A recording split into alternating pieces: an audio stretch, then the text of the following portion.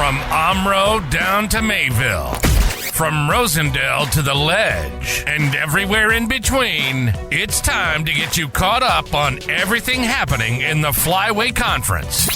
This is the Flyway Focus Sport Report, your home for the best whip-around coverage of your favorite local teams. Now, with all the latest, here's Jordan King.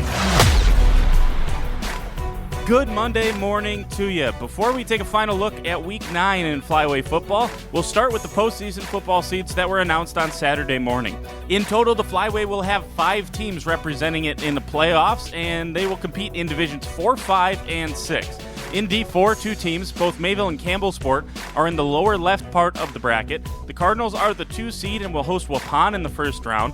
The Warriors are a 7 seed and played in a new conference this year. We usually think of Waupun from the East Central, now in the South Central, where they finished 4th. Those 2 teams do not have any common opponents this year. Meanwhile, the Cougars got a 6 seed and will go on the road to Berlin. The Indians are 8-1 on the year and won the South Central Conference with a perfect 7-0 record.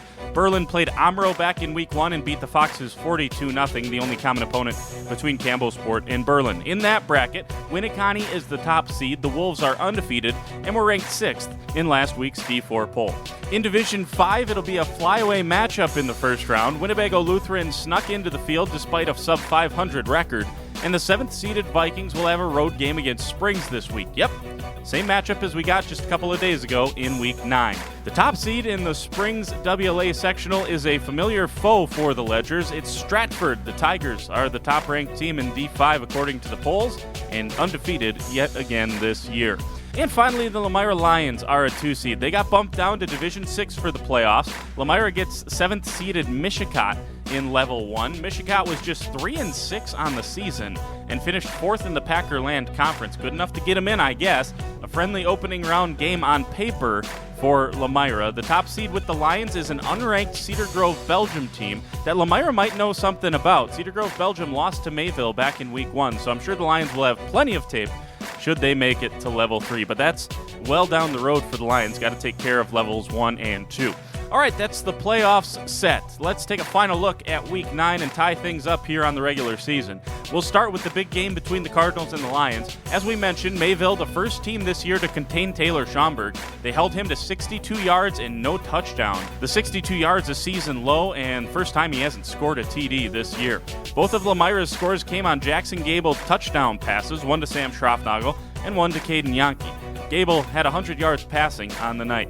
Meanwhile, for Mayville, they rushed it for 177 yards. Sawyer Hardesty had 88 and a score. Jordan Schlender with 50 yards and a touchdown. Springs was as balanced as could be once again this week in a 37-7 win against WLA. Ben Anderson threw for 186 yards and 2 touchdowns. His top 2 targets were Noah Mowell and Garver Beekle, each of them having 55 yards receiving and both scoring a touchdown. On the ground, Springs had 5 players with at least 20 yards rushing. Will Stellmacher led the way with 85 yards on the ground and a touchdown. Noah Mowell ripped off a 35-yard rushing TD as well. Gannon Schwartz threw for 91 yards for WLA. He also scored the lone touchdown on the ground. Miles McCulley had a nice day receiving for the Vikes with 77 yards. Campbellsport beat Omro 40-20. High-scoring affair up at Omro. The Cougars were dominant on the ground, 4 players totaling at least 50 yards rushing. Blake Heltmus ran for 94 and 2 touchdowns. Christopher Taddy had 84 yards. Riley Coleman was 68, and Luke Pendowski with 53 on the ground. Pendowski also caught a 22-yard touchdown pass, the only passing touchdown for the Cougars.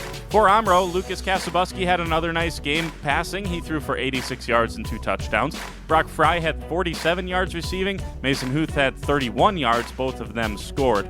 Jason Lakash on the ground, 101-yard day to lead things for the Foxes.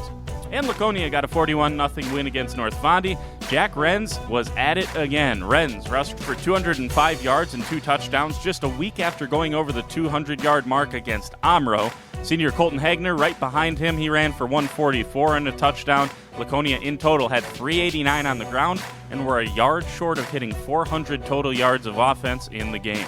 Today is the calm before the storm in the week.